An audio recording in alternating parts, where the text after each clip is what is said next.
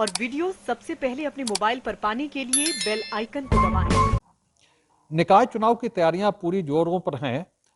Ticket के दावेदार पूरी जोर आजमाइश में लगे हैं और आरक्षण का इंतजार है, लेकिन जनसंपर्क शुरू हो गया है और जो पूरा शमशाबाद है वो होर्डिंग पोस्टरों से पटा पड़ा है।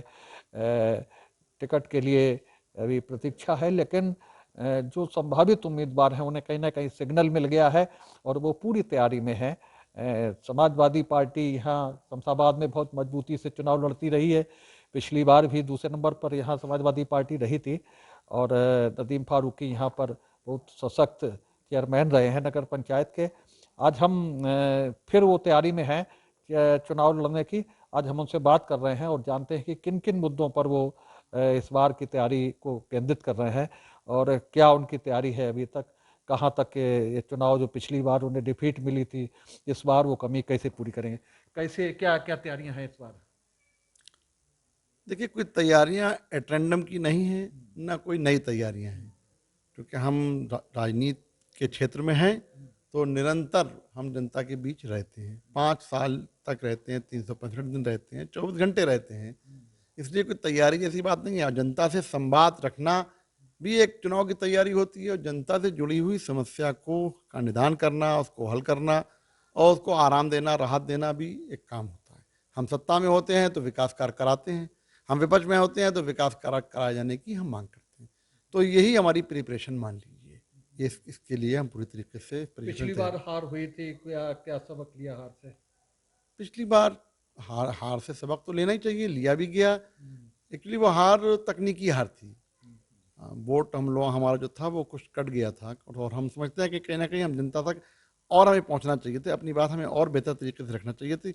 हम वो नहीं रख पाए और कहीं ना कहीं बीजेपी प्रत्याशी जनता को भ्रमित करने में सफल हो गए। जब 10 साल हो गए हैं आपको छोड़े हुए, तो जो 10 साल पहले के विकास कार्य थे वो लोगों को याद हैं या याद दिलाना पड़ रहा है?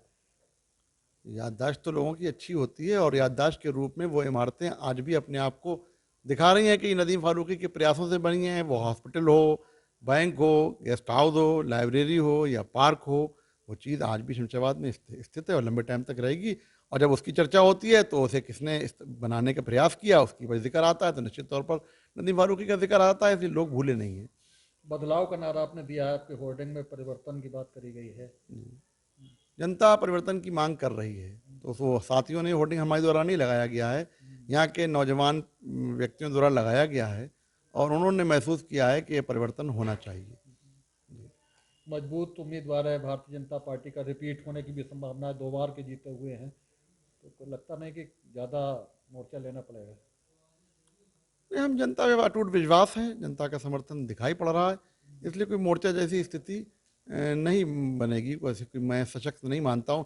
जब जनता रिजेक्ट कर दे तो फिर सशक्त किस बुनियाद पर हो सकता है? सशक्त जो है वो जनता के आधार पर ही हो सकता है। 10 साल जनता ये भी तो कहेगी कि 10 साल में आपने कौन सा काम किया है। नदीम फारूकी का एक टेन्योर के काम सामने दिखाई पड़ रहे हैं, उनके 2 टेन्योर के काम कहाँ हैं? कोई एक बड़ा बड़ा प्रोजेक्ट होगा जनता के हित में या नगर हित में कोई बड़ा प्रोजेक्ट लगाया गया हो तो वो दिखाएं, वो दिखाई पड़ेगा। सरकार में भी है, बेहतर तरीके से काम किया जा सकता था, क्यों नहीं किया गया? जनता यही सवाल उठा रही है। नदीम फारूकी के 5 साल और भारतीय जनता पार्टी के प्रत्याशी के 10 साल, ये बनाम 2 नारों के साथ ये चुनाव होने जा रहा है। सभासद बहुत दुखी हैं, बता रहे बैठकें नहीं हुई हैं पूरे 5 साल, ऐसे ही सब खाना पूरी चली है। हाँ, ये लोकतंत्र है तो इसमें बैठक होना चाहिए और एकाधिकार कर लिया जाता है चेयरमैन द्वारा, वो गलत है। सभासदों को विश्वास में लेना चाहिए, उनके साथ संवाद स्थापित करना चाहिए। उनके वार्ड की जो समस्या है उसको उनसे संवाद करने के बाद ही उस पर निर्णय लेना चाहिए और बैठक में उसकी चर्चा होना चाहिए। आगे क्या एजेंडा है आपका? हम तो विकास की बात करने वाले हैं, न जात न पात न धर्म की बात हम नहीं करते हैं। विकास पहले भी कराया था, हमारे पिताजी भी यहाँ के चेयरमैन रहे, ताऊ भी चेयरमैन रहे, उन सब लोगों के विकास कार्य के आज भी ये नज़ीर बनी हुई है, हमने भी विकास कार्य कराए। दोबारा मौका मिलेगा और आगे ले जाएंगे। हमने शमशाबाद को तहसील बनाने का एक नारा दिया हुआ है, ये एक हम प्रमुखता से हम इसकी लड़ाई लड़ेंगे।